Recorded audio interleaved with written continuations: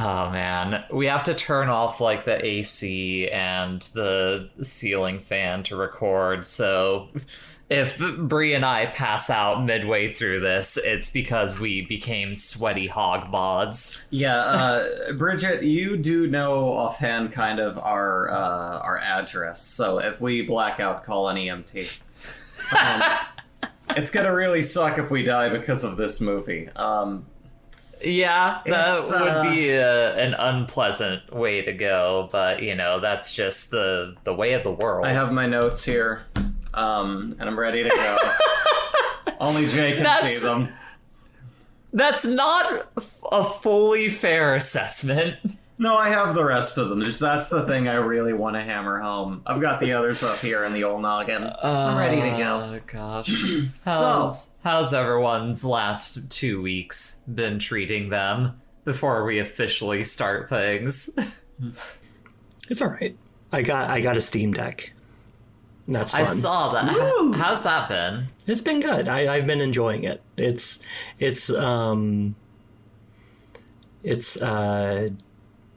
like being able to just play Steam games in like bed or on the couch or whatever is rad as hell. That seems pretty nice. Yep. Would you say it was worth it splurging on like the nicer one that you got? Yeah, I like the screen. The screen is nice. If you're going to, go all out. Maybe that'll be a birthday gift for myself, but we'll see how money looks at that point of the year. Bridget, how about you? How have the last couple of weeks been treating you since our last recording? I watched various movies. We watched Mars Express. That was a good movie. Yeah, that movie's great. That was a good movie. We watched Moreau with Evie. You two watched that. Which is about weird alternate reality selves. It's about, like, hey, what if the you from high school just kept on living like that in, like, a pocket dimension? In a pocket dimension. And by the way, if you ever get, like, really depressed, you will die instantly.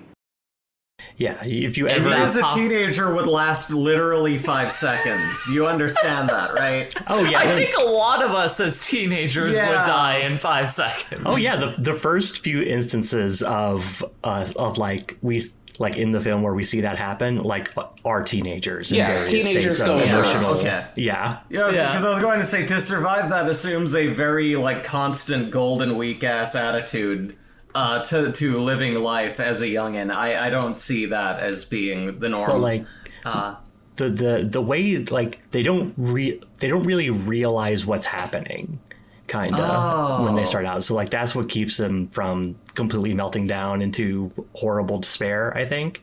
So is it like an M. Night Shyamalan like style twist at the end that you find out it's like a weird pocket dimension, or is that established up They front? find out about halfway through, I think, and like they sort of like it, like kind of there's a reason to, like, there's a reason for them to sort of work it out and like try to get around it,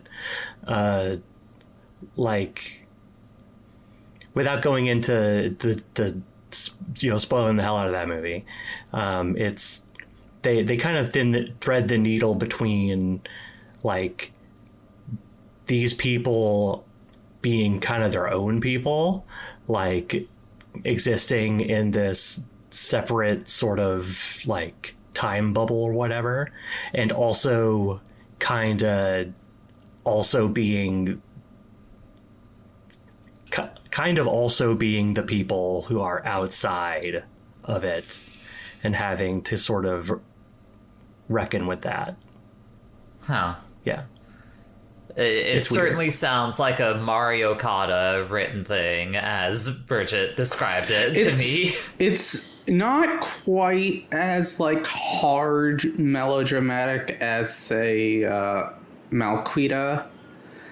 It's a little bit more hopeful than that. I see. It doesn't deal with a mom who cannot age, and so she has to live through her children dying after her because she's the same age constantly. That sounds like a fucking romp. Thank you, Mrs. Okada, for that as a concept. And also, I don't know.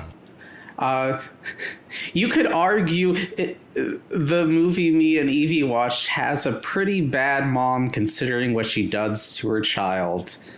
Semi-unknowingly-ish. Which I don't like the implications of that. what movie are you talking about? Morobushi. Her child. Oh, well. It seems like there's a revelation about the plot that happened right now. Not really. Like I don't okay. I don't necessarily see it the same way that Bridget does, I think. So there's many ways to interpret it. That's good. This sounds like it would have been a fascinating movie to watch for this podcast. What did we as watch opposed to instead? the movie that we actually watched for the podcast. But before we start getting into things, we gotta clap. So as usual, 1, 2, 3, clap. So you don't have to clap. I'm picking my nose. Don't mind me. Okay, 1, 2, 3. Worldviews connected by cast or crew, deciding the next film, that's the gist. Put it on the list. Nobody asked me how my weeks were. Oh. Yeah, I guess we didn't. Bree, how are your weeks? My weeks were they were pretty yeah, I would say they're pretty good. They're pretty up and down. I don't know. I've been working through some stuff, going through some therapy, kind of evaluating some emotions I've been having, and it's been healthy. It's been really good. Nice. I've realized that why I was kind of falling back into a weird state of mind was just because I found out by my pharmacist that one pill that I'm taking with my antidepressant is it can cause heart problems.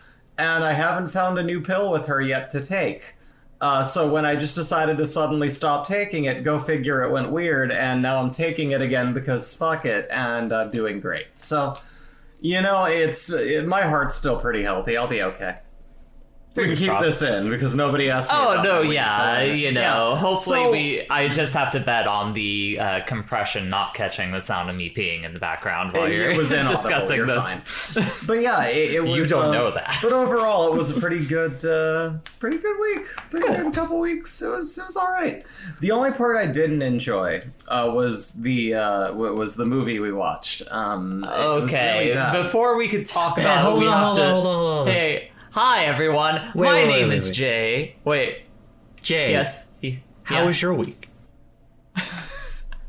my last couple of weeks? Yeah, how are your last couple of weeks? I'd prefer not to talk about it. Okay, moving on. Oh boy. The nice Hey. thing that I had, I already talked to y'all about it. Who wants to hear exciting DMV stories? Where it's just like, I set up an appointment for the DMV because I realized that all of my IDs had expired as of a few months ago. And I set up that appointment. I had that on Friday. I walked in. I was in the DMV for 15 minutes, and I was out of the DMV after 15 minutes. Felt like I set some kind of fucking world record by pulling that off, but that's the most exciting thing that happened with my week. I also got some more art That's a commissions, so that's really cool too. I have what to work on again. Yeah. So yeah, that's been the main thing of note from my week, aside from real life work stuff, which I don't want to bring into the podcast. We don't bring that this to the is podcast. this is my escapism from Yeah. the horrible machinations of capitalism. We are movie critics, okay? We are movie critics. That's our job. We are not movie know. critics. In this pocket dimension, this is what we do. So, I'm definitely not a VTubing robot, and she's not a Yeti, and none of this is real. This is real here. This is okay. The So, most yeah. real. Put it on the list. Yeah. My name is Jay. My name is Bree. I'm Evie. And I'm Bridget. And every other week, we gather together to discuss a movie of one of ours choosing, with the one catch being, we gotta connect that to the last movie we watched by either cast or crew. Last time on Put It on the List, we discussed Weird, the Al Yankovic story, as You're picked all out by welcome. Bree. Yeah. You know, Weird, the Al Yankovic story definitely feels like a blessing after Bridget inflicted upon us. I connected The via island of- teeth. Yes, via teeth. You bit into our throats, right into the jugular with The Island of Dr. Moreau, A which, fun comedy film for the whole family. whatever you say. If this keeps happening, then I'm just going to pull a wild card at some point and make us all watch Grave of the Fireflies. I mean, that's a good movie. I'd be more than happy to watch Grave of the Fireflies. It's not even the most At depressing least it's anime good. movie I can think of, so... Yeah, but it is also at least well written, so I'll need to find something depressing and bad. But yeah, I'm just like, I don't.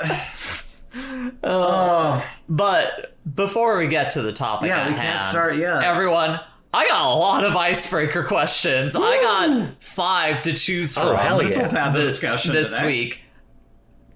How many of those do we actually want to go through? I think 3 is our max. Let's go until let's shoot for 3, but we go until we feel good about it. Yeah. All right, okay.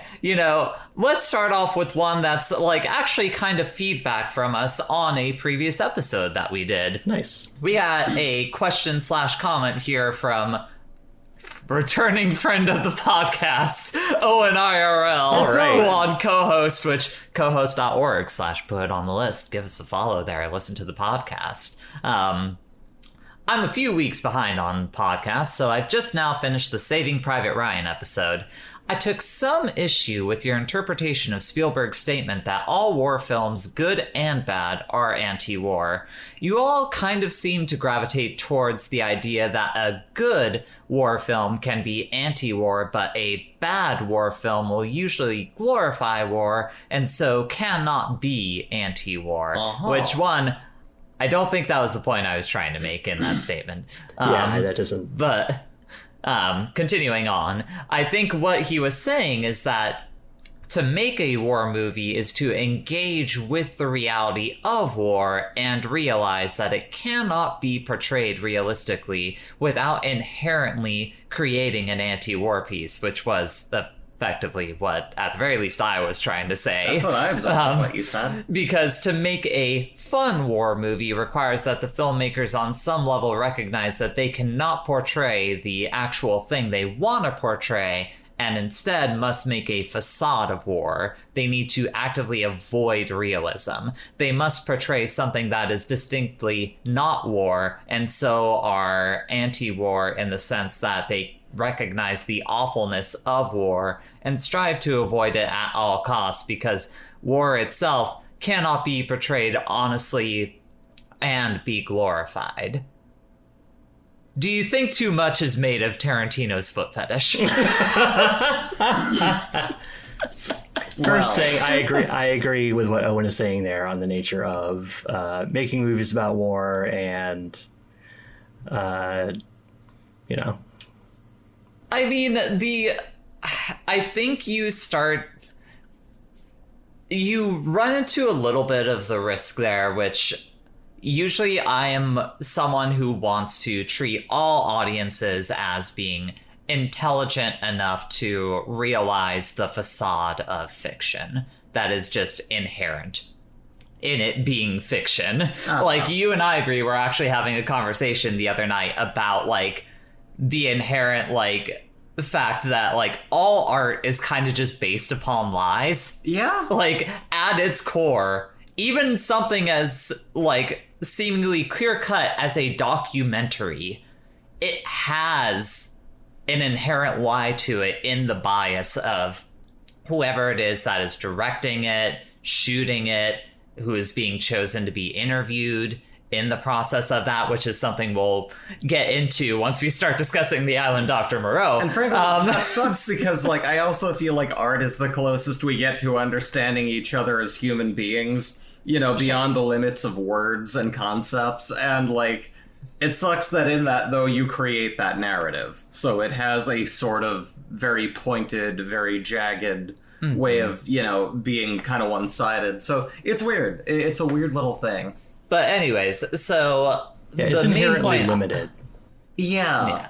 The main point I was trying to make by bringing that up is just like, even if, you know, inadvertently someone who's making a war film that glorifies war is, you know, trying to make something like pro-war, the people that are watching that thing, sometimes audiences, this is gonna sound weird, sometimes audiences are hogs, and they are just there to eat the slop. Oh, yeah. They are not thinking about these things that we are considering from a, like, philosophical, like, analytical point of view when it comes to art. And superheroes are snarky. Yeah, exactly. Yeah. You know, so that's kind of what informs my take on that. Huh. Bridget, you look like you had something to say. I saw you tap your microphone. I just wanted to say to Owen that he should watch the movie Zolar, starring the blue alien, if he wants to see what a true foot fetish movie for a movie made for children looks like. Okay, well, hold on. First, Tarantino doesn't make movies for children. Are you sure? I don't wait. What, did Dan Schneider direct Hold this? on What a the second. Now listen here. Tarantino may clearly have a foot fetish, but the man does not make movies for children. Even if those are films that are, you know, from a, like, mainstream perspective are, like, consumed by, like, bros, like, I was dudes just joking. who I know. Yeah. I know you're joking. I'm feeding into it to make engaging conversation right now. What do you think of Makoto Shinkai's Garden of Feet? You want to talk about someone who definitely has a foot fetish. The motherfucker made a whole ass short film about a cobbler and, like, his fetishization of his teacher's feet. Like, that man has a foot fetish. Tarantino probably does as well, but the fact of the matter is so much Do you of the think rest of Miyazaki those... has one? No? And I Not don't that I've mean the noticed. anime Miyazaki. I mean the video game Miyazaki. Oh, yeah, he does. There's been people say that a lot of his women don't wear shoes, and are always I barefoot. hate having to slap these bad boys on every day. Changing the Damn it, name of now the group y'all- chat to Women Don't Wear Feet. Yeah. See, now y'all have gotten me thinking about that damn meme again, where it's just like, the flight attendant, we're now flying over 30,000 feet, foot fetishes, just blowing up with cum. Anyways, returning to the actual question at hand, Yes. which is, I think there's enough other things happening in Tarantino's movies that, like, yes, a little bit too much is made of that, but it's because those moments where he is just like, yeah, I want to show them feet. Like, those moments cut through so hard that you're like, what the fuck? Yeah, girl, let me see those feet. Like, why are we looking at, like, Uma Thurman, like, delicately taking off her shoes to go, like, dance with John Travolta and do, like, the jitterbug with him? Yeah, like, maybe too much is made of Tarantino's foot fetish, but it's funny to do so. So, Yeah. yes. No shirt, no shoes, no riz, no service. Get out of here. Wiggle your big toe. Really focus on those feet. Oh, like, if anything, I think it's specifically that Tarantino just has a fetish for Uma Thurman's feet specifically. You know, that's fair. That is You don't fair. think he's like watching that episode of Courage the Cowardly Dog where Eustace turns into a giant mob foot? No. Let's get these other toes wiggling. Call them piggies. Call them piggies. All right. Anyway. Anyways, As we moving on to the next moving on. question. This time we have one from another past question asker, Cybird, who Hi, says, Cybird. Hi, Cybird. Do you have a franchise that you like in concept but can't really get into the media associated with it? My biggest example of this is Pokemon. I'm not into the anime, nor am I into turn-based RPGs, at least not in video game form. Tabletop I can vibe with. But I still think the creatures are cool and the world of it can be interesting at times. And I like Pokemon enough to seek out fan art and fanfic. And Bridget has walked up to go drop off her dog before she continues recording. My answer, it's Toho, is like the easiest one for me. Like, I think that world is really fucking cool. I do not like shmups or bullet hells, so I do not want to participate in those video games, but it's got seemingly gay girls in it. The gay girls are all based on like weird like Japanese folklore monsters and shit. Like that's pretty dope. That's my big one. Anyone have one? I guess for me, at least for a time, it would have probably been something like Ruby, where it's like the people who made this suck, the plot sucks, the show sucks, everything about this sucks, but these girls are all gay, and I'm here for it. So I did have, some aged-up hentai, and I had a little bit of, like, I thought that, like, the characters and concept could have been good. I kind of had the H-Bomber Guy dilemma, where I was like, I want this to be as good as it could be, but it sucks. And so I had to deal with that. But you know what? I like the characters as they could have been, and I really did like the music. I still listen to it from time to time, actually. But most of the media surrounding it is just bad. The look on Bridget's face during the entirety of what you were saying there. Bridget, do you have something to say on this topic? Yeah, Ruby sucks in every single aspect. All right. I'm not disagreeing, Noted. but I'm saying there are these little windows where it's like, I kind of like this, but I hate everything to do with it, though, because it was made by weird, perverted, like, assholes, and it was just, it's weird. It's just a really fucked up situation that's like, I wanted this to be more. And like I said, that also this kind of leads into also, I am still talking. The fact that, like, this was also a while ago. I was much newer to coming out as trans when I liked it, and that's we were marks for that shit. Of course we were. So there was a fucking time where that meant more to me. I don't care about it now. But this is the closest example I have. I do not need to be grilled about this shit. No, Bree. Yeah. I'm not grilling you. The only thing I was taking contention with was you saying we. That's you. I'm talking about new to trans women in that era. A lot of us identified with it. Okay. That's a thing. I know trans people who still really, in fact, enjoy the show. I don't get it, but they do they. I'm not going to stop them. I'm just going to say, even at the time, anime fans made fun of that show, so... Different circles. Yeah. Like, that's the thing that Bree is trying to get across here. Yeah. That's why there are pockets where, like, there was a lot of appreciation for it, and I think everyone at some point in it went, oh, this is just shit, and it's not going to get better. Mm-hmm. Though, again, we go back to the H-Bomber Guy video. It kept looking like it might go somewhere, and then it didn't. For sure. I have a problem with the politics of what do you mean you don't know everything about the person who made this, you scoundrel, where it's like, dog, I didn't fucking know. Like, until much later on that this was made by scumbags, so... that's... I don't, we all live in a society. Now, moving on. How do you feel about Ruby Meets the Justice League, the movie that came out? Let's move on. Hearing that makes me... You know what? I don't care about either franchise, so I'm like, that's... It means nothing to you. It's depressing in a cosmic way, but I don't care. Scumbags are associated in making a whole lot of different works, such as The Island of Dr. Moreau, 1996. Oh, yes, let's talk about...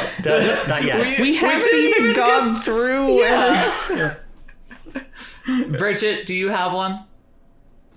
Like, I don't have anything on the top of my head where it's just like the only thing I can think of is like finally going to watch Project A-ko and thinking it was just okay instead of this like super beloved thing. Like anything else I can think of is like something where I think, oh, that has good character designs. I'll never like play that gotcha game or whatever. Uh-huh. Evie? The Souls, Bloodborne, Ring series. I've tried to play every single one of those. I haven't tried to play Sekiro. That's a different kind of game. Let us talk. I've tried to play every single one of those fucking games, and I think they're really cool. They look neat. Aesthetically, they're rad. I've read the wiki, all the lore, whatever. Every time I play one of those games, it's just like, this is such a pain in the ass. I wish playing this did not suck so fucking much. But it does. I feel you. Yeah, I was gonna say, I imagine, Bree, that you highly relate to what Evie is saying there. I do. That's the thing. Like, Jay has been watching, like, videos about the lore of it. The world is beautiful. The concept of it, everything that people get out of it, that ability to, like, punch God in the face and go, fuck you, I am still pushing forward with hope, sounds powerful and fun, but is the least enjoyable thing to engage with in the world for me. And you've seen, like, when I was doing live streams of it, like, I have tried to interface with these games. I have been stuck at the same bridge for 3-4 hour long streams and gone, I don't like this. There are forms of challenging difficulty in a game that do speak to me. Jay and I have talked for a great amount of time about just the weird kind of nuances of that, where there are things where it's like, I feel the need to dive in, I feel what I've done wrong, and I want to go in and do it right this time, and I can feel myself learning, but I'm the version of Sisyphus in this where I don't learn anything, and anything I do pick up doesn't help, so I'm never getting better at rolling the ball up the hill, and I'm just rolling the ball even though I don't want to, and unlike him, I can leave. So it's like, it would be really hard to get me to do that. But I did give it the college try just because, my wife and people I care about very much love it so goddamn much. I wanted to understand, but I can't. They built different. I'm built different downward. I'm built different derogatory. I can't do it. I have been enjoying playing, like the three of us have been playing, me, Jay, Bridget have been playing the seamless co-op Elden Ring, and that's been very fun. It's very cool. Like, I was gonna ask how you've been feeling about it now, going through that experience with us. It's good, but it's also sometimes like I feel like I'm just like the little brother of the group, where where it's just like yeah, I guess I'll be back here with my little sword. I'll heal everyone. Here I go. Lightning bolt. No, yeah, I definitely you get being there makes a lot of the where... enemies 5 times less scary because I know I got somebody to back me up.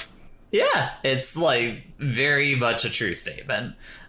Killing a person with your friends is a lot easier, it turns out. But, that's the thing. There are, like... I do get what Evie's saying, too. There are games I play where I feel like I have the second player controller. I have the Mad Catz controller. I'm there. I am a child. I'm watching my sister beat this game, and I'm jumping and shooting, too. There are things where I feel like I am not contributing at all in this endeavor. Pretty common in some games, especially like those where it's like when you play a game that just doesn't feel like you're suited to it, you can feel like a third wheel real easy, and it's a weird experience. All right, but a familiar one. And lastly, speaking of people getting killed, we have one last question, but again, more of a comment from our dear friend Owen IRL, who says, I'm sorry that my asks are so powerful that I killed Donald Sutherland by simply mentioning him. Joe Biden, Joe Biden, Joe Biden, Joe Biden, Joe Biden, Joe Biden, Joe Biden, Joe Biden, Joe Biden, Joe Biden, Joe Biden.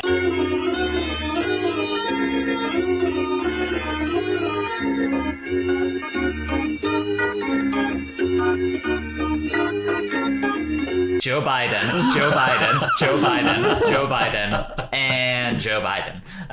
Interesting. Very insightful. Thank you, Owen. Yes, good question. I learned a lot. All right. There's 2 more questions that are on the docket now for the next time we record, but Yay. now it's time for us to get into the goddamn topic at hand. And before we start talking about it, I have a request. Okay. Bridget, look at me, Bridget. I am going to ask you an incredibly loaded question, and I know that you're going to want to answer it with a bunch of, like, inside jokes centering around the absolute nightmare of a production that this movie was. So I would like to request that we dedicate at least a decent chunk of this recording to actually talking about the movie and what it's about. If we just talk about the production, I feel like the folks listening would maybe be better served by watching the documentary that we watched about the documentary. About the making of the movie we're actually talking about, The Island of Dr. Moreau. Okay, so Bridget, before you ask your question, I think maybe we should commit to spending some time also talking about oh yeah, the documentary, because I feel like that's important context to how we look at this movie. The movie We has can do to this stand after we on talk its about the own. movie itself. The movie has to stand on its own fucking we'll feet talk about for the a documentary dedicated amount of afterwards. time. But What if I I don't demand want to walk on 2 feet? What if I want to walk on all fours and go, ooh, oh, ah, so Bridget, no. my question for you: what is this movie about? What is The Island of Dr. Moreau about? About 4 hours long. It's not a very long movie. It could have fooled me, Bridget. I'm sorry, go on. only feels like one. Yeah, It doesn't feel that long, but it does feel long. speak for yourself. Bridget. It is on its base level, it's about a man getting kidnapped to a secret island where this award-winning doctor has escaped to, who has been conducting animal experience to create the perfect creature free of aggression and sin that us humans have. Uh-huh. The Equisapien. And that is the very, very base level of what is the concept of this movie. And what would you say it's about beyond that base concept? Fuck if I know. This movie's so goddamn confused about through various external aspects of it. It's kind of you're broken up into various scenes where things kind of happen, and there's like an idea of trying to thread some sort of connective tissue to things, but things also, because, as I said, because of some of the external factors, certain actors in this kind of just inject other things into it in a way that just causes whatever, like, base idea. I mean, there's really no base idea. But Okay, I'm curious what you mean by that, because, like, here's the thing. This movie, if you are looking at the beginning of it and you are looking at the end of it, this movie starts with George Thewlis. Is that how you pronounce his name? David yes. David Thewlis, sorry. It starts with him and a couple people They were in a plane. They crash landed in the middle of the Douglas, you Sea. mean? That's probably what. That's the name of the actor. Oh. Edward Douglas is the character. That's besides the point. They crash into the sea. A couple of people, including him, are surviving on a raft. And it starts with his narration being like, "We were fighting over the last remaining water of everything, not like men, but like beasts." So that is your base level of no. Let me continue. Wait, what did you have to say? I just like they have such a bloody fight that both of the other men instantly fall over and like in 2 seconds are eaten by sharks. That is very silly. But yeah, so emphasis on they were fighting like beasts, not like men. You skip to the end. Everything in the movie has happened.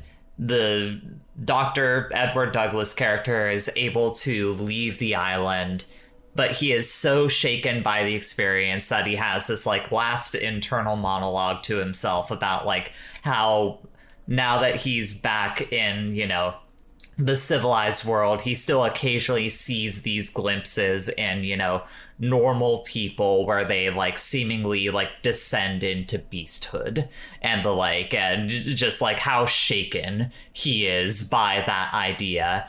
And, there's the idea that the movie tries to get across by having this Dr. Moreau character who is playing God, like doing these animal experiments, trying to create like the ultimate being. It's essentially saying, how can mankind act as God when we in and of ourselves are so flawed as creatures? We are still in our essence like equal to the beasts that we try to put ourselves above. Like that is what the movie is about, is that general idea of playing God. But I'm curious, what is it in the performances that you see, Bridget, that you feel like fights with those ideas? Well, it fights with those ideas because specifically you have Val Kilmer and Marlon Brando, who in a way are acting in a almost totally different movie, both of them. They are acting incongruous to a lot of the base of the film. And so you have Marlon Brando, who is playing some sort of like eccentric mad scientist. Like you never get a sense that, oh, he is like some sort of mad scientist. He's just like, oh, it's so hot in here. Oh, I need to put on more makeup. Oh, it's so hot. And then he's. I feel like I take issue with that because Marlon Brando makes fucking choices in his performance in this movie that, like, I say in my notes here, like, if Marlon Brando had not done the things that he does in this movie, he would have just been like a milquetoast mad genius. But like the weird shit that he does is so fucking weird that it's like, no, this it almost lends a kind of credence to his madness. Without the way Val Kilmer and Marlon Brando acts in this movie, I think it would just be outright wholly terrible. Okay, I'm glad that we can agree on that part, because that was going to be the main thing I noted, is I feel like this movie, if it did not have the star power of Marlon Brando and Val Kilmer, this would be like just a movie that you see on like Red Letter Media Best of the Worst or something like that. And not even one of those ones that like wins the Best of the Worst, the type of shit that they are like falling asleep during, being like, oh my God. That's not a good judgment, because Things won Best of the Worst. But I mean, well, here's the thing too. Also, this movie did start out like the first half hour. You're like, this might at least be entertaining schlock. Yes. It has like that first little thing of like, okay, this is just going to be a bad, dumb movie. Cool. You know, no, that sounds like a good thing to drop an edible to, sit here and watch it and go, haha. But then it takes itself so seriously. And you can go ahead. Yeah. Sorry, I want to interject and say, like, okay, so I don't know how everyone else feels. The best part of this movie is watching the first half hour or so of it for the first time. Never again after that. Yeah. Like, every subsequent, like, going back to that first half hour, it does nothing to me. But the first time you watch it, everything is such a shock to the system that your brain has no idea how to respond aside from just laughing uncontrollably. Like, really when good. we were all watching this together, I was like slapping my knee. I was cramping up in the stomach, like laughing too hard. It was revving up to be some great schlock. Like, it was going to be like a nice shitty movie. Like, it, But that... And Evie, I feel like you kind of talked about it immediately after we watched that, how that first half hour is maybe the only part of this movie that anyone ever needs to see. Yeah, I was thinking just like this. I don't think anyone actually does this, but you might be tempted while listening to this podcast to watch along with us and see, know what we're talking about. You should not watch The Island of You Dr. should Moreau. watch it. no. You shouldn't No. watch it, No. except, and let me finish.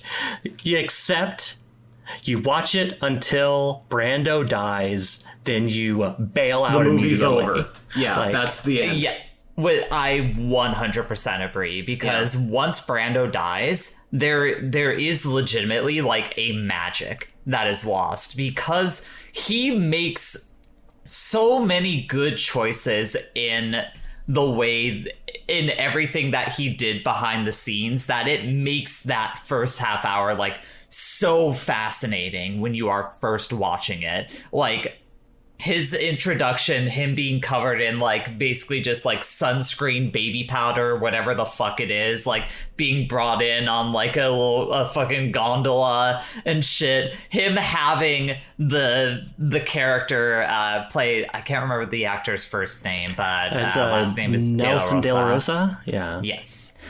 Played by Nelson De La Rosa. Very tiny man. Very, very small. But he's got like all these crazy prosthetics on. This character is what influenced the Mini-Me character from Austin Powers. Like, That does not surprise me. oh no, not at all. explicit. But like the reason that character is featured so prominently is because Brando on set was like, no, I like this guy. I want him in every fucking scene that I'm in. And you know what? It works. Yeah. He should be wearing the exact same thing as me. And it works. It fucking works. It works so good. Like, the moment from this movie that still makes me pop, and the reason why you should watch, like, up until when Brando dies, and that's it ever of this movie, is where, so... I guess let's set up a little bit more of the plot again. Edward Douglas, he was in that plane crash. He gets saved by Val Kilmer in like some like fishing transport boat, fucking whatever it is. And, gets brought to this island. Everything seems normal. Everything is not normal. Like, the first thing Val Kilmer does after he brings him to the mansion is lock him in a fucking room. Like, the vibes are fucked immediately. Like, it's just all fucked up. But, Walks in on a berth. yeah, he lockpicks his way out, goes to like some random warehouse that he's hearing like animal screams coming from, and sees like this horse woman like giving birth to a terrible creature. To the People eraser should be head worried baby. about worry-free. Good reference. Good The pull. thought that keeps popping into my mind during But this. anyways, he escapes with some random, seemingly normal woman. She takes him to this village of, animal human hybrids and the like, and Val we get Kilmer introduced- does point out she's a pussycat. foreshadowing is a narrative. And she's also just dancing by herself in a very... She's dancing by herself, and, you know, Edward just looks at her and is like, wow, you're very pretty. And Val Kilmer's like, yeah, she is. Get in the fucking cell. Like, but anyways, so takes him to the village. Brando and Val Kilmer find him in the village. Val Kilmer's ready to just fucking shoot him in the head immediately, and Brando's like, no, give him the gun. Like, he's freaked out. We need to ease him into this shit. You skipped over the Frank Welker monkeys, like, oh, going ape spit. We can't We're get not beat lost for on beating this. every single I'm not detail. going beat for beat on the island of Dr. Moreau. Because, like, one thing is that you can read a book and get most of what happens here, because But it's not as entertaining. I mean, This movie isn't that entertaining. yeah, this movie Yeah, is also just not very watch this entertaining. unentertaining You get movie. less Yeah, out I of think it. it's entertaining. We'll get to that discussion. But, you know, so Brando spares his life and is like, here, I'm going to, like, properly introduce you to all this shit. Sits him down in a room across from him, and he's got, like, his, like, animal human hybrid children with him, like a nice, you know, a nice row of folks, and you have, you know, Nelson De La Rosa right there in front, and Edward Douglas is, you know, Brando is saying all this stuff of like, I'm, you know, these are just my children. I know I have this weird makeup on, but it's I wear this okay." medicine to protect me from the sun. Like, seemingly Brando's read of it is that Edward is more freaked out by him having, like, the baby powder on his face than the human-animal hybrids. And Edward has to be like, no, look at all these people. Look at him! Pointing at Nelson. And it's a fucking comedy cut because you jump cut to Nelson, like, looking at the camera. He's like, And Nelson's like, what?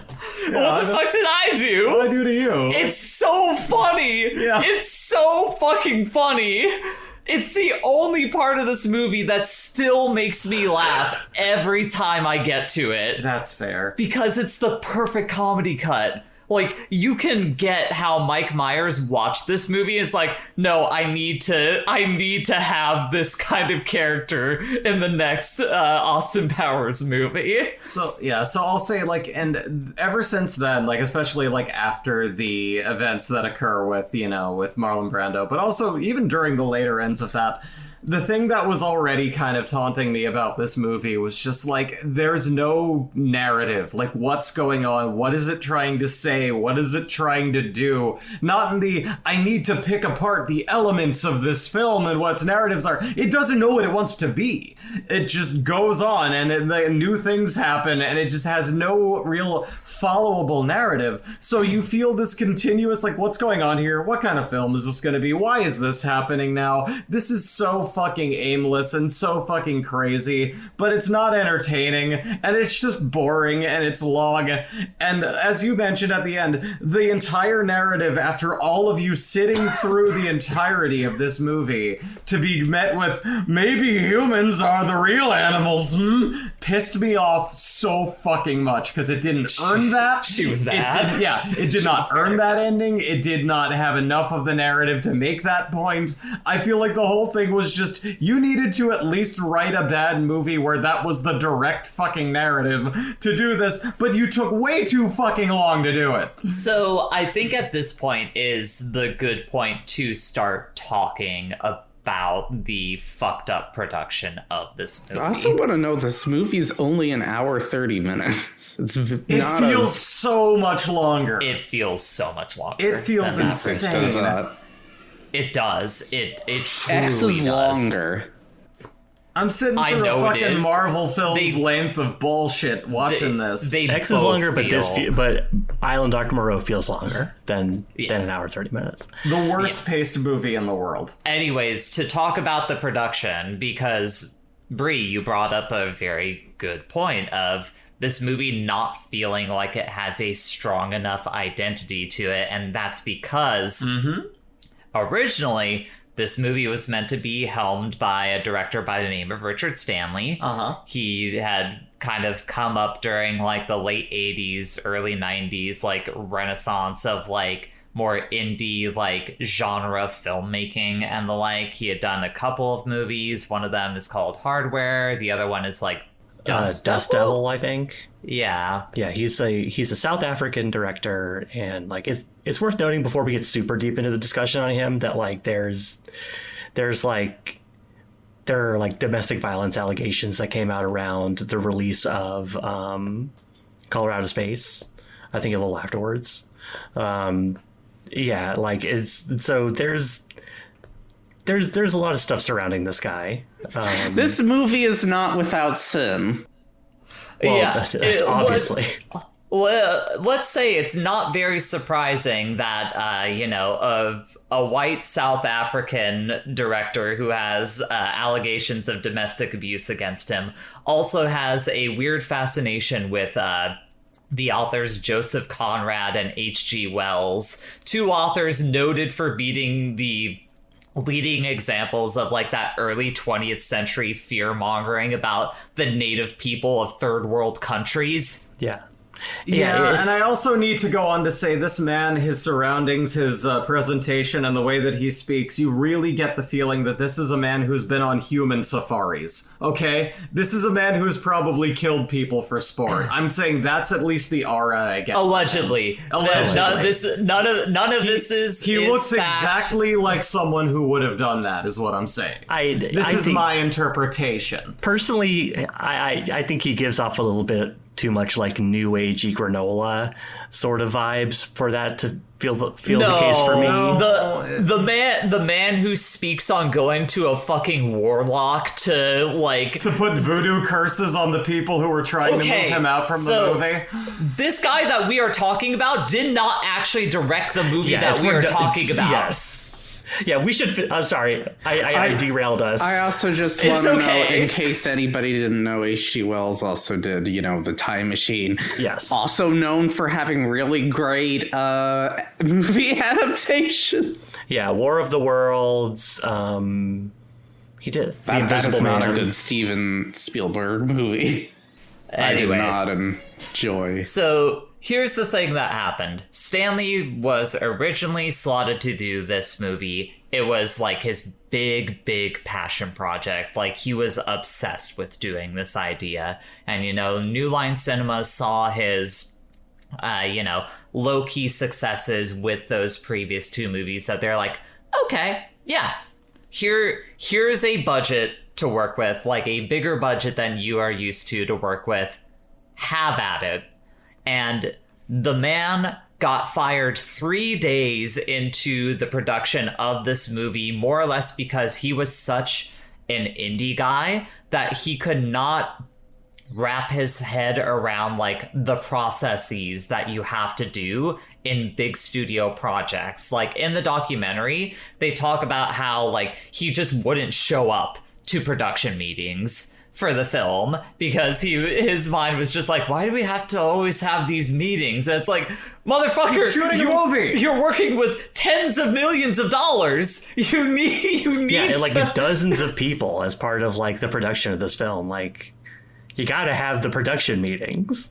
Yeah, like this is not going to function if you don't get on board with this. And it was not seamless. Like, it was not seamless at all. Like, you have like the, just the weather issues, the entire like foundation crashing underneath what they built for the sets. Everything about it was falling apart. He's like, why do I need to go to these meetings?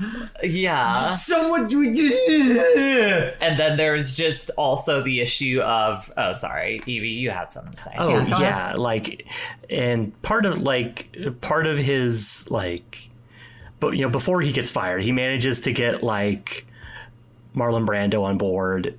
He gets Val Kilmer on board. Yes, he gets the way he gets Brando on board is kind of telling, I think, because the thing that he says about Brando is that Brando is always chasing like Colonel Kurtz, like that, like he just continued to be fascinated with that role. And part of Stanley's kind connection, like fascination with Joseph Conrad, is because Joseph Conrad, who wrote Heart of Darkness, which is what Apocalypse Now is based on, features the character of Colonel Kurtz. Conrad allegedly based Colonel Kurtz off of a British explorer named Henry Morton Stanley, who is Richard Stanley's great-grandfather. And when Richard Stanley brings that up in the documentary, he's like, he just kind of brings it up as like a cool thing that's like about his family. Smash cut to like a picture of this guy depiction, literally wearing a pith helmet. Like, it's just extremely telling. Yes. Extremely telling. What's even more funny is that not only does this man get replaced with another director, originally he was going to be replaced by a different director. Yeah, Marlon Brando's whole deal was going to be like, okay, I'll be on this film. Get Roman Polanski to direct it. It's just that's quite a move. Also not good, not a great look. But hey, it's gonna have Bruce Willis and James Woods. Oops, we lost Bruce. All right, I guess we're gonna bring in Val Kilmer. Oops, we lost James Woods. As is already obvious, the biggest note that I have on this is that, we watched the, because this was initially, we knew we were in for something when Bridget told us that the greatest thing about this film is how fucked the production was. So we then watched that documentary, learned nothing new, left more confused. It was another absolute mindfuck of a situation. And then that brings me to the single note that I wrote for this podcast. You scammed us into 2 not great movies. And nothing made any more sense. Hey, I saw my girlfriend laugh, so I think it's worth it to me.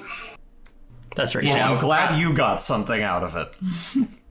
What were you gonna say? Anyway, that was my note. Go ahead. I think the documentary, even though like it has a particular perspective to it, it's maybe a little kinder to Richard Stanley than it probably should be.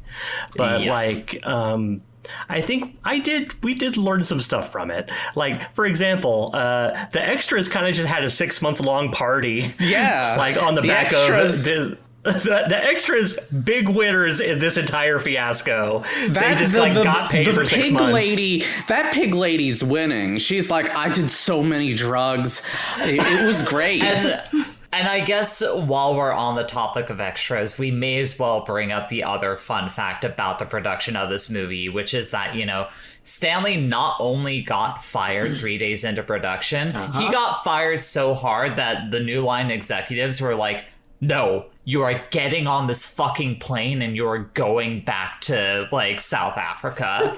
Or wherever it was that he was living at the time. My favorite bit characters in the documentary were the 2 production assistants who were just kind of vibing spades out of their minds. Out of their minds. And they were just like, yeah, they told us to make sure that he gets on the plane and leaves, and I dropped him off at the airport, and this is buddy, that is not the same as making sure he gets on the plane. Not. You got to see him in the window taking off, like the end of a fucking teen romance. Okay? And because they treated it that way, Richard Stanley literally went and lived in the fucking rainforest for several months. And they snuck him onto the fucking set as an extra, where he would not take off his prosthetics because he was worried that if they saw him, they would kick him off the fucking set. Which, it's the kind of thing where so many tall tales get told by Richard Stanley during the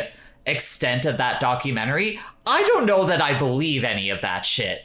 He does have the mask that he apparently wore, but that could also be a lie. I believe it because the extras also collaborate. Yeah, they do corroborate that. Yeah, but then we go back to the wait, no. I have a point here to make. Okay. Then you go back to the exact thing that I was saying earlier when we were going through the icebreaker questions, which is that these things all have a bias, including the people that you choose to interview. Yeah. During documentaries. So it's just kind of this could be not true. Like, this could all just be some fun bullshit stories that they share amongst each other. Like, especially, like, I would be more willing to believe it if Richard Stanley had not told, like, 2 stories earlier about, like, getting warlocks. Like, about commissioning warlocks to, like, cast hexes on people to make sure that Brando got cast in the movie. Like, once you start getting into that, it's like, no, what the fuck are you talking about? That does This man is undercut unstable. undercut your credibility. And like, there was that one German actor who says that Nelson De La Rosa punched him in the balls. I want that to be true just because that's very funny. That is very funny. Yes, there's a jackass quality to that that's just like, that's good. But The only reason I want to believe it is the one guy is like, who's this guy who wasn't taking off his mask and is like, we're all dying here. And I like to believe Richard Stanley is dying in a... Yeah. Unfortunately, he didn't die. But anyways, where did this line of talking start at again? I've already lost the plot that we were... It was... I was talking about the extras, and Bree said that we didn't get anything out of this movie, and I was like, I did get something out of this movie. Yes. What was that? Well, it was stuff about that. Like, I think like the details of the production like are interesting, and it's like it is a funny story, even if like a lot of that documentary may or may not be bullshit. Because like Richard Stanley gets fired. The director John Frankenheimer is brought on to like basically land the plane. To do a quick sidetrack here, I feel like it's important to, ground the discussion of Frankenheimer as a director himself. Like, he was very much a guy who like came up in like the 60s, like new wave of directors. Like, he was in there with like, people like fucking Kubrick and shit, where it's just like, oh, this guy is like really promising. Like, the most notable thing that he did like during that time period was like The Manchurian Candidate. He did the original version of that movie.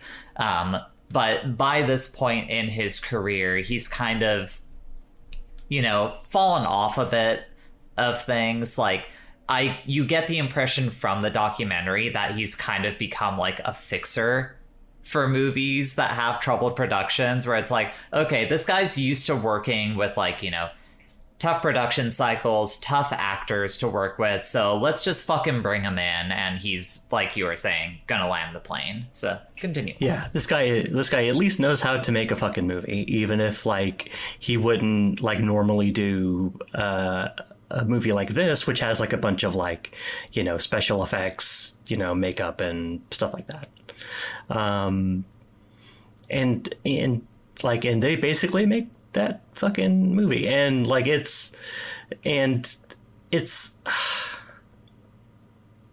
so weird, like everything about this thing.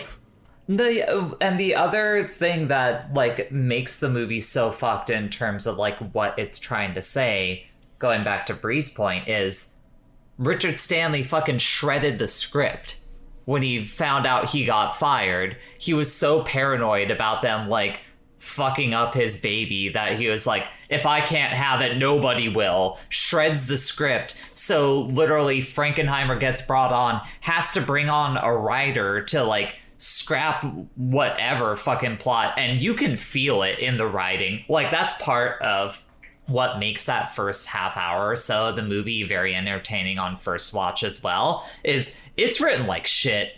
Like, there's some dialogue that gets read off where it's like, these actors aren't delivering bad performances, I would say, but the script that they're working with is so bad that it becomes funny because of how seriously they're taking it. Part of the thing, as I was alluding to with Val Kilmer and Marlon Brando, is they were contributing to how things would be changed with their scenes. They would basically like take control of, okay, I'm going to do this. I know you want this, but this is how I'm going to do it. But the fact of the matter is, I feel like they realized that if they did not do that, this movie would have just been boring. It wouldn't even have had like the first impression of like, this is like wackadoo, like crazy. Well, no, that's what I'm saying. Because of them, like, say what you will about Val Kilmer, he so doesn't give a shit in this movie, and I love him for it. That was the one thing I was going to say, is I feel like Val Kilmer brings so much less to this movie than Brando does, and that's why once Brando dies, the movie kind of just loses steam. It's a different tone of, like, Brando is at least trying. Brando is hamming it up. Like, that is the reason why it's so good. Val Kilmer, one of my favorite scenes is the one where our main character is in the radio tower and he's like, it isn't working, and he just opens it and appears as like, not without this, and just has the piece on his head and walks in. And part of me hopes this is on purpose. It's probably not, but the fact that he comes in to kick out the one character who originally had a bigger role in the movie just so he could be there. And meanwhile, the main actor is just holding a gun like this, resting his head on the gun like, on the barrel of the gun specifically. You gotta remember, this is not a visual podcast. He's literally holding the barrel of the gun to his head like he's about to pull the trigger very casually. But it's upside down. So it's almost like, this is what I think of acting in this fucking movie. Please just... Yeah. But that's kind of my disappointment, is like Val Kilmer, compared to Brando, he just brings so much less. Like, he has these like brief shining moments that cut through. Like him saying, I want to go to dog heaven. Very funny. That's a great line. Like, after, that's the only thing, that's probably the last part I like truly enjoy about the film, is like, once Brando dies, he meets Val Kilmer again, and for some reason he's just dressed up as Brando. That was the other part I was going to point to and be like, that's the one other, like, if that was a Kilmer choice, perfect. He's dressed up as Brando, trying to imitate how he talks. Is like, then he starts the Monster nightclub, and we get the like 90s movie fucking like, you know, yep, this looks like a Nine Inch Nails video. Yep, it's the Matrix Revolution scene where they're all partying. Yeah, my life is shorter now. That's all I have. I mean, all of ours are. Yeah, I mean, Bree, you seem like you don't have much else to say about the movie. So if you call want, me when you need me. I'll call you when we finish talking. I believe the second Bridget pick that I can't. I'm melting here. Continuing to have this movie have anything to do with my life. I gotta lie down. So funny. Anyways, so continuing on, but yeah, so if anything, I feel like, Bridget, you hyped up Val Kilmer's side of things too much for me, and I walked away from the movie like really disappointed in how little I felt like I got out of his decisions.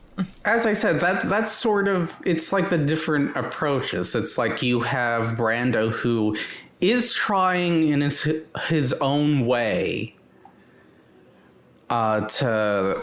It's the two different kinds of nihilism. Yeah. I think you have Brando, who's doing like the positivity nihilism, where he's like, literally in the interview you hear recounts of him talking to other actors on the set and him being like, why are you trying so hard? You're You're getting paid. Who plays like the cat lady. She bought into Stanley's vision so much. It seems like she might have just like became friends with Stanley, and so like she kind of took it personally when he got fired. But she hung in there, or she kind of had to, because she got the message from her agent that she would be blackballed if she didn't hang in there. If she walked from a set with like these type profile, she would never work again. But during one of her interviews, she talks about a moment she had with Brando where she wanted to like, hey, like, our character is supposed to be father-daughter. Like, how do they relate to each other? All this, and he ultimately is just like, you're getting paid. You're getting paid. Isn't that wonderful? Don't fucking worry about it. Like, it's like. Which, like, he's 100% in the right to do. One, he's fucking Marlon Brando.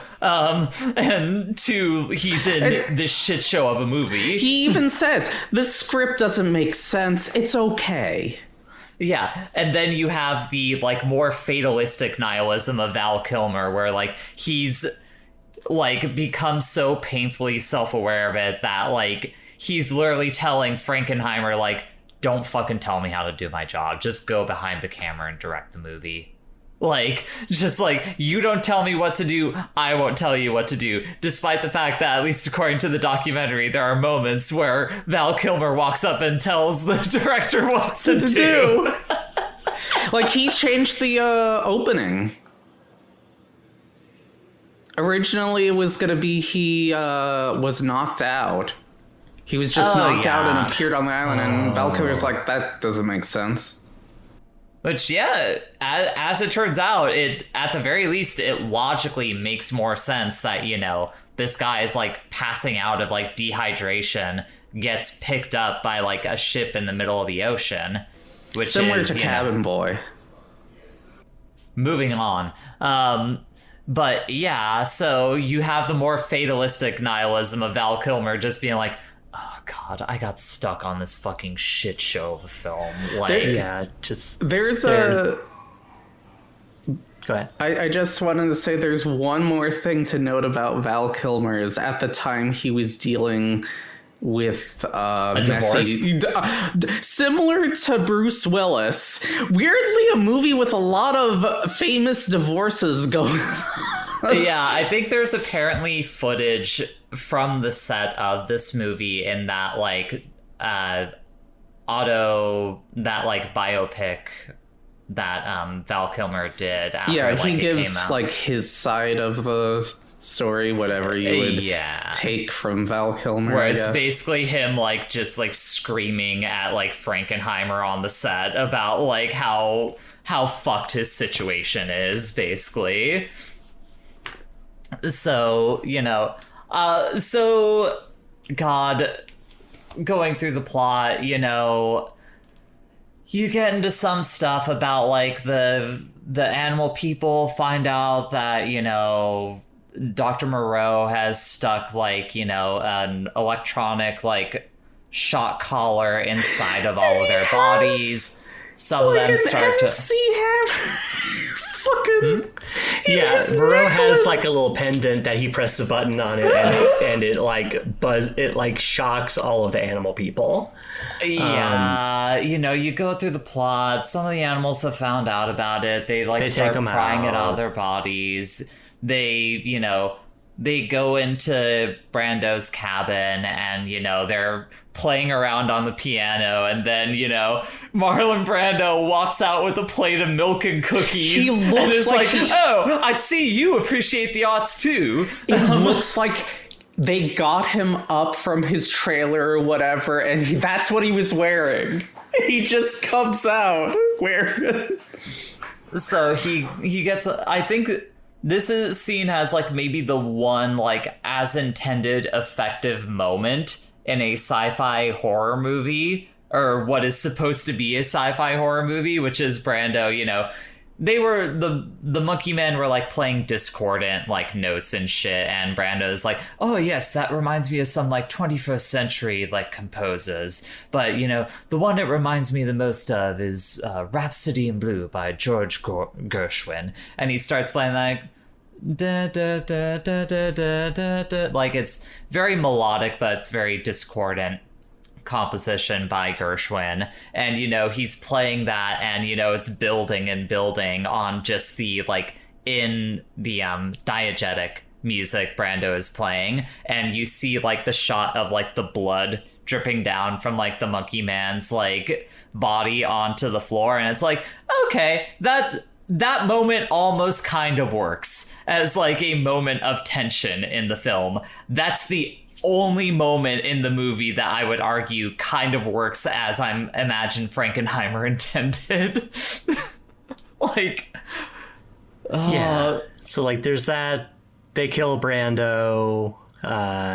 Then the beast men who took the shockers out, like, kind of start running things. Val Kilmer dies. Well, Val Kilmer specifically, like, kind of starts to try operating as, like, the new god of the dog people and the like. He's dressed as Dr. Moreau. He's given them all, like, hard drugs and shit.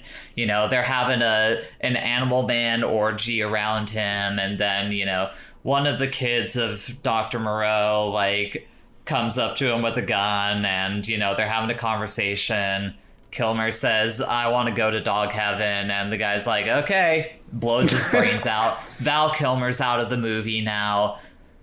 Edward Douglas and the cat lady are off doing something. You find out that the only reason Douglas is on the island is because Moreau wanted to, like, use his DNA to help blah blah bullshit, perfect thing or something. Blah blah blah bullshit about making the cat lady descend less into her beasthood than the other animal experiments that come before her. None of this fucking matters. Cat lady and Edward Douglas come cat upon... lady devolves in making stock sound cat like.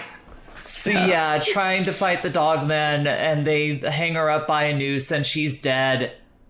That's, like, the last thing of, like, funny note that happens in the movie, because as she gets hung, you hear, like, the stock cat noises. Like, you just hear, rare, and you see her shadow, like, against the wall, and it's like, well, that happened. The last funny thing, she's hung.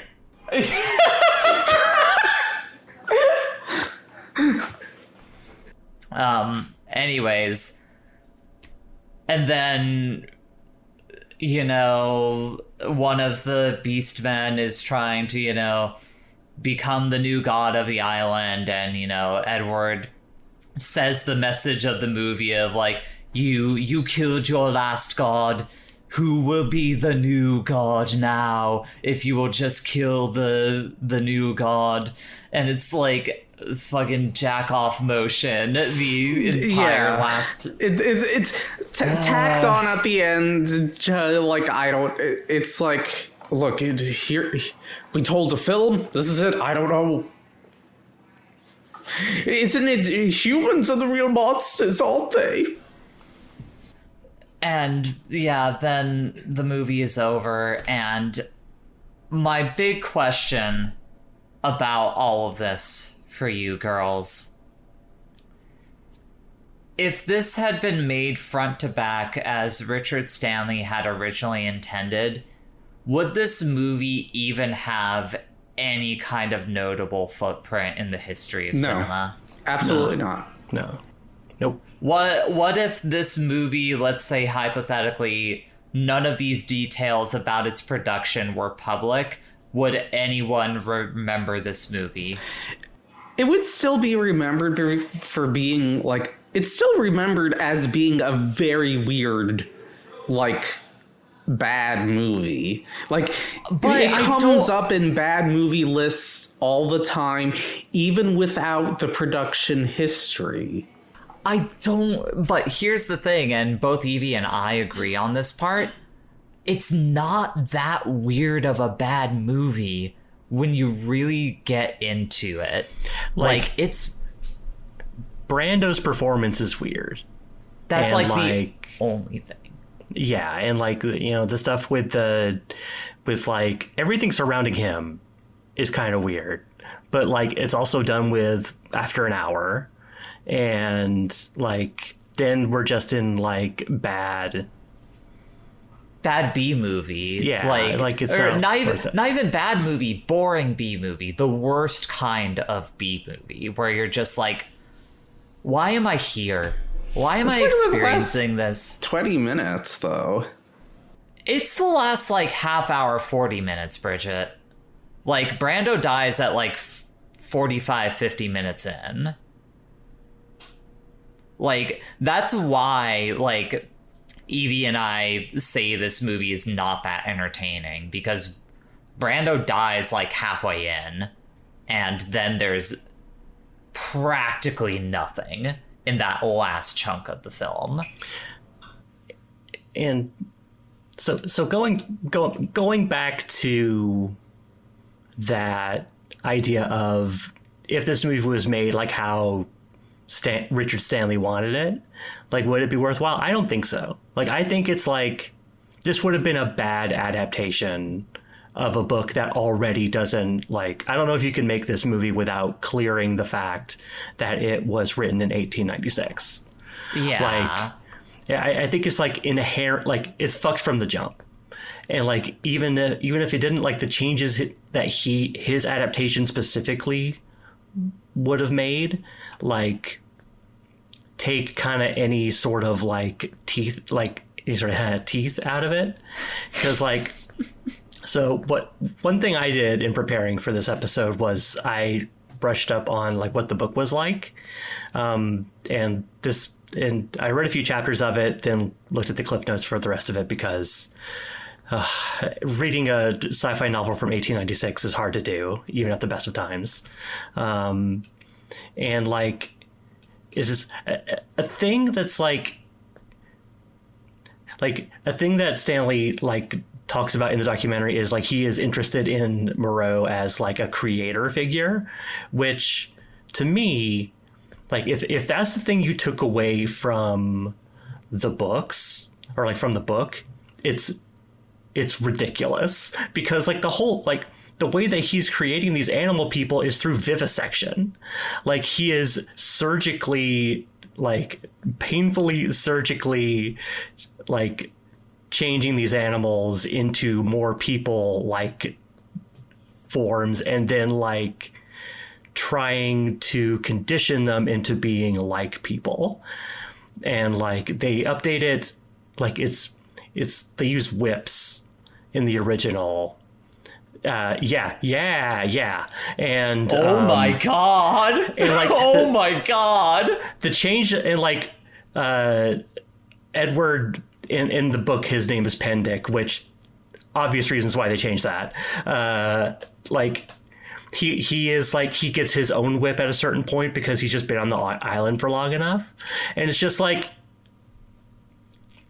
the takeaway, like the takeaway you had from this is that he's like some sort of like Christ figure? Yeah, complicate, like, because like that's the thing that we glossed over this when we were talking about him like starting to like conceptualize this movie, is that Stanley hired, just like on spec, hired a concept artist to sort of like draw out what his conception of Dr. Moreau, the film, would be. And it's all buff these Jesus. Yeah, it's buff like Jesus with a white suit, like, and it's in like stained glass styling, like really playing up the idea that he's like this sort of like, it's so on the nose that one of the drawings is him at an operating table with one of the like the mutant babies, and the like surgical lamp that's usually above those tables is positioned behind his head looking like a fucking halo. Like, it's so on the nose. And like, God, Evie, you talking about that, the fact that that's the main thing that Stanley took away from that reading of it just feeds more and more into like the sus feelings that I have about that man as a director, as a person. There is like, so there's a part of the book where Moreau like sits down with Prendick. There's an R. Okay, Prendick.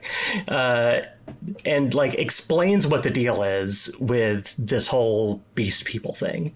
And he's like, okay, yeah, so I do use vivisection to create these beast people, and it does hurt, but pain is a self-preservation thing, so I shouldn't care about it. And it's just like, and so like the idea that like moving from vivisection to like this sort of genetic engineering thing is like, feels to me like Stanley is saying, okay, vivisection's bad, but what if instead he did something that didn't hurt? And it's just like, this is still like, it's still nightmarish. What like, if he did eugenics instead? Yeah, what if it was like like if he had hung in there, like if Wells had hung in there an extra 40 years, this is how he would have written it. Like, it's not, this is... Yeah, it's just the deck was stacked from the start. There's no scenario where this was going to turn out to. Well, this starts being where I take issue with the documentary, because even with that realization that that the production was fucked from the start, there's still like the note of like Stanley is still the protagonist of this thing that you're watching. So no matter that's what I'm saying. I'm saying no matter how you give the deck, wasn't gonna be good. You're missing what the point I'm trying to say, which is that he's still the protagonist of that thing, which that's going back again to that bias idea where like it's constructed, that documentary is constructed so that you are supposed to be on Stanley's side and be like, oh yeah, if he had gotten to make this movie the way he wanted to, oh man, that would have been fucking interesting, man. It wouldn't have fucking been interesting. Nope. It would be less interesting than the movie we got. Yeah, so... Yeah, it would have been like, instead of like, oh, this was a disaster, it'd be like, oh, this is racist. Like, this is like... no wonder the director's South African. Jesus. Yeah. Oh, no. Oh, God. Ugh. Anyways, Bree, I think we're about to get into final thoughts. I can't think of any other, like... And like, and it's not to say that like the final movie is free of all that stuff, because like, when you look at, oh sure, yeah, like who in the story is considered to be a person or like human versus who is like, portrayed as like a beast or is like sort of like there's all this kind of stuff with like, where subtextually is talking about like, being like, this idea of civilization being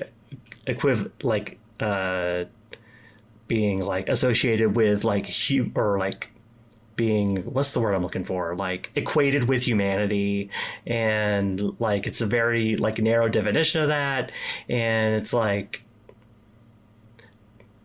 when you look at all of the characters in the movie who get to be people, like there's a lot of like white passing actors and actresses, and like who has to wear the beast makeup. Like it's not entirely actors of color, but like there's a lot of actors of color in there compared to who gets to be like a person. And I don't think there's like, there's no way that this story can clear that unless you just like completely rewrite it. Like really, Yoko Taro is probably one of the few creators that has been able to fully clear those ideas in kind of like sci-fi transhumanist ideas, because, or at the very least looking at things like Nier Automata is probably the best example, but you can look at original Nier as well, where like, no, like we are going to deep dive into this idea of like, why is it that we perceive these other beings as not human or something like that? Because at the end of the day, spoilers for Nier and Nier Automata, no one in those stories are actually human. Like, they are all either like robots or they are weird like shadow creature monsters. And the like, you are simply operating under the facade that they are human because they look more human to you. Like, it helps pull back that veil and be like, no, all of these fucking preconceived notions are just fucking bullshit. Let's get into the nitty gritty of like what determines like the soul of a creature in general. And that is essentially what you have to do if you want to make something that clears like those really thin lines of like dipping into like fucking racism and shit like that. Yeah, That really- that's a really sorry, Brie. I'll make a. I just wanted to say real quick, like that's a great thing to put in conversation with us, because I feel like it is like the same issue but from a different direction, where it's like, you know, not like men but beasts. It's like, hey, spoiler alert, men are beasts. Like, there's like, yeah, We're all fucking animals. We're animals at the end of the day. We're just animals that can use tools and shit. Like, it's You and me ain't nothing but mammals. Yeah. Right. The thing is, like, that was, I think, also the secondary thing that made the ending so insulting to me was Sure. the thing kind of on its nose and not on its nose is playing around whether it's trying to or not with all of these race allegories and all of this, like, slavery from, like, causing pain and controlling these beasts.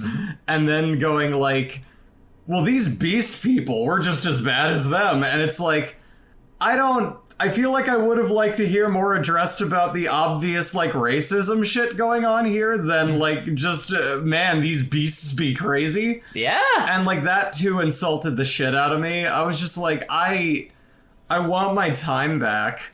I didn't even rewatch the film or any portion of it. I was just like, I can't spend any more time on this. Between that and the documentary, it's not just the time I lost watching them, it's that I feel like it took time off of my life that potentially could have been dealing Spent with elsewhere. dealing with having seen it. It took something from me. Is that your final thoughts That's on... all I got. Okay. Bridget, what are your final thoughts on the island of Dr. Moreau? It's funny, and you should go see it. You shouldn't. It is a fascinating movie, either through, watching. It's only an hour, 30 minutes, which is short by movie standards. It's short in a purely objective sense, but one has to consider time dilation. Now that you can hits spend an people hour. different. You can do a lot of things in an hour of 30 minutes. I could play a bunch. I could do a bunch of races in Forza Horizon 4. Cure in an hour and 30 cancer, minutes. talk to someone you care about, do something life-affirming. I don't want to cure cancer. I want to make beast people. Okay, I want it on the record. 1 out of 4 of us doesn't want to cure cancer, and the other 3 out of 4 say don't watch this movie. Yeah. Take it as you will. Yeah, I'm sorry, Bridget. Did you have anything else you wanted to say about the movie? But no, I think this movie is funny enough that you should at least give it one watch. Obviously, returning investment depends. The fact that it even has, and I checked, he dies an hour in. This movie's an hour, 30 minutes. Moreau is in this movie for an hour. So, No, Moreau is in this movie for 30 minutes. well, 'Cause I he's mean, introduced. he dies an hour in. But he is not introduced Yes, until yeah, he's 30 not minutes in. So he is introduced until, only... like, you 20. have 30 minutes of entertaining content in this movie. That is it. That's more than X. You're not wrong. Low bar. But that's a real fucking low bar. Once we start putting these movies onto like a tier list or something like that, both of these are going to be right at the fucking bottom. No, I think I'm improving, because before we started recording, I looked at your letterbox. X was a half star. This is a star and a half. So each time I'm going to go up a star, it's going to keep getting better, baby. It only gets that extra star because this movie at least has Marlon Brando being quirky with it. Bridget, I think you could shoot for 3. I think you had that in you. Okay. Maybe one day we'll get there. Back here. We're gonna talk about like what's up next soon. Okay. So my final thought on this is just watch the half hour of this movie that has Marlon Brando in it, and then never touch this. It's film. free streaming on Tubi. Yeah, it's free streaming on Tubi. Start at like 25 minutes. Go until Marlon Brando dies. Turn the movie off, and then never watch anything related to this again. Never watch Tubi anything has a lot of again. stuff that's better than this movie on it, I gotta say. I mean, yeah, it's Tubi. All right, and then Evie, since you're introducing us to the next movie we watch, what are your final thoughts on the Island of Dr. Moreau? Here's what I think. Yeah. This movie's junk, but if you gotta watch it, I fast forward through the beginning parts that seem boring until Brando shows up. Watch it until Brando dies and turn it off. Other podcasts have basically reprocessed what the documentary says into like stuff that you can listen to, so you don't have to watch the documentary. And so like that. And then, like, maybe read the cliff notes of the book to see how fucked this whole thing would have been from the beginning. If you absolutely have to, but otherwise, you can just live your life. But here's where I defend Bridget's position a little bit. I think that in this game that we're playing, to put it on the list game, where we nominate various movies that connect to other movies. Like, I think this was a great choice. This is so many people, in one of the things I like about this thing that we're doing is we can look at movies as a specific work that represents the efforts of like a bunch of different people in a specific point in time. I see your point. Okay, go for it. Like the producer, Edward R. Pressman, just before this, he produced Street Fighter the movie. And a bunch of people who worked on this movie also worked on Street Fighter the movie. A bunch of people who worked on this movie go on to work on The Matrix for some reason. They're like 50 people are credited on both this and The Matrix. They like the club scenes. They can't, I can't tell you specifically where that comes from, but it's like, maybe some like second unit stuff happened in Australia or something. I don't know. Like, you have actors, you had Brando, you have Kilmer, you have people who we didn't really mention in this episode. Marcus Dacascos, Ron Perlman, yeah. Tamura Morrison, and Frank Welker. And Frank Welker, uncredited as the voice of a baboon man. Assassimon. Yeah, Assassimon. I watched the first half hour of this before we started. I was really expecting the credits roll to just say John Doe, John Doe, John Doe, John Doe. Yeah, Alan Smithy. Yeah. I looked at the staff of the the editorial department. There is a film cutter in there named Gary Burrett who worked on like 100 different things. And this is just one thing on that list. There are people whose only credit will be for the Island of Dr. Moreau. Like, there's just a huge breadth of experience and like effort went into this thing. Yeah. The one I want to focus in on, there's a special effects makeup artist named Maggie Fung, credited as Maggie Singh here. she's worked on a bunch of different stuff. She worked on the Matrix sequels. She worked on... She had another thing I wanted to mention. Just as a way to be like, I'm not picking this one. She worked on Superbad. She worked on Almost Famous, Moulin Rouge. She's one of the people who previously worked on Street Fighter the movie before working on this. I'm McLovin it. But she also worked, and the thing I'm picking for our next movie is 2022's Prey. Oh, all right. Hell yeah. Thank you. But yeah, it was neat. Like I tried to see like if she had like talked anywhere about her experiences, if not on this movie specifically, then just in general. There's one interview with I think the name is Black Nerd Girl is the name of the channel, or it's something like that. And I'll be sure to get a specific link to the interview. But like, but yeah, like she has started in Australia. The Matrix sequels were kind of like the biggest movies she worked on, and like she's just been consistently working as like a special effects makeup artist in film because she specifically loves, you know, the medium, the process of working in film so much. That's beautiful. I thought that was really cool. Yeah. But yeah, one of the things she worked on was Prey, and that will be our next movie. Awesome. We got another 2022 movie. Returning back to that after a weird The Ally Yankovic story. We love 2 years on this podcast. 1996 and 2022. A lot happened. You know, a lot happened in that The time. name of the channel with the interview is Black Girl Nerds. That's what. Right out. If you wanted to look it up. But yeah. Follow that channel too.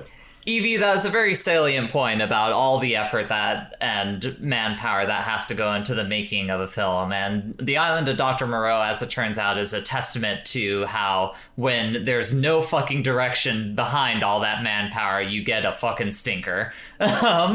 This is capitalism, you know, at its worst. The reality, like you were talking about. Oh, earlier. God. No. What was the... Fuck, I forgot the point that I was going to The make. idea being that, like, when everything is based on sunken cost fallacy. Oh, right. and it has Okay, to I'm fall sorry. under- We have to go back and talk about this. This is my actual final thoughts about The Island of Dr. Moreau. That just Sorry. reoccurred to me. Thank you, Bree. Of course. So this movie is a weird testament to how capitalism has like evolved over the last few decades, because you look at this and this is a movie that they just fucking kept pressing and pressing and pressing through, despite how fucked the production was from top to fucking bottom on it. But to finish my point, you go like 20, 30 years later, and then you see something like Warner Brothers, like, just completely fucking vaulting that Catwoman movie, being like, no, this is just a tax write-off now. Like, this is a movie that would not have seen the fucking light of day if it had been produced today. Like, and that is a very fascinating thing about this movie. So that's my actual final thoughts on The Island of Dr. Moreau. And that John Cena movie they also canned. Sure, highly. that one too. Yeah. Anyways, I have been Jay. I have been Bree. I'm Evie. I'm Bridget, and I'll try to pick a good movie. Thank you, Bridget. The first time, I just want to note, I didn't know X was going to be that bad. That's my bad. This one is all me. the next movie. This Anyways. one, I willingly picked a pile of garbage. We'll talk about that later. Anyways, this has been Put It On The List. You can find us on cohost.org/Put It On The List. We're on Spotify. You can find us on YouTube. Do the things that you do on social media, like comment, Anywhere subscribe, podcasts are found. No, we are not on Apple Music. So We're we are on not, some of the places we are on podcasts two are found. places that podcasts are found. give us a listen there. Send us asks on co-host. Thank We're you also all on for YouTube. listening. Check out YouTube, Wife City Productions. I mentioned the YouTube part, but thank you again. Goodbye, everyone. Bye. Bye. I'll make him a ooga booga. What? What we views connected by cast or crew, deciding the next film that's legit.